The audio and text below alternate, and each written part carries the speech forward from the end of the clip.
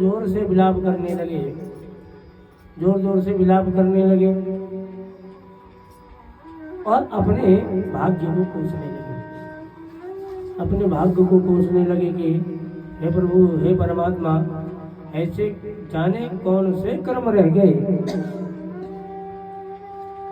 मैंने ऐसा क्या अधर्म किया जिसे मुझे संतान प्राप्त न हुई।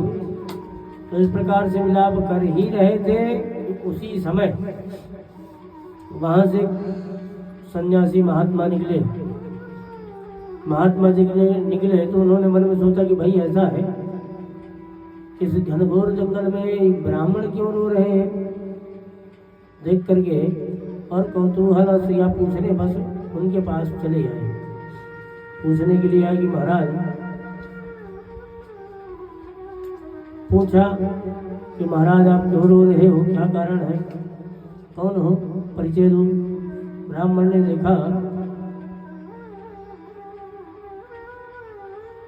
कि तो महात्मा जी हैं, स्वामी जी हैं, महात्मा जी हैं। तुरंत चरण पकड़ लिए, पकड़ करके अपनी कथा व्यथा सुनाई।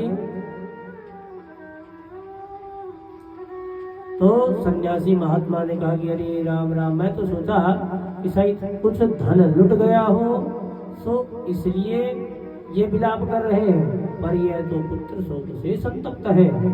पुत्र नहीं है तो आज ये दुखी है और आत्महत्या करने के लिए आए हैं, शरीर का दाह करने के लिए आए हैं। तो इस प्रकार से तो महात्मा जी समझाते कि भाई ऐसा है कि पुत्र शोक से संतप्त मत हो, दुखी मत हो।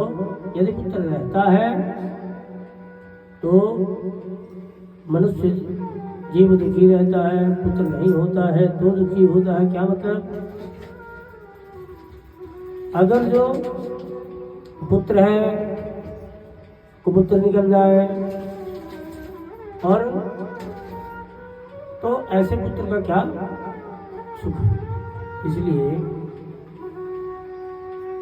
आप शोक न करें। पर ब्राह्मण,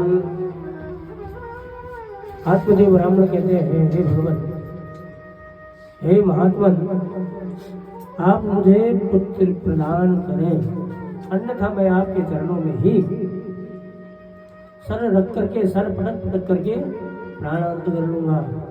अब महात्मा जी तो घबराएंगे कि हे भगवान, अच्छा खासा चला जा रहा था और मैं कहाँ फंस गया। बहुत समझाया कि महाराज संसार में सब दुखी है, ऐसे कोई तुम पहले नहीं हो जो दुखी हो।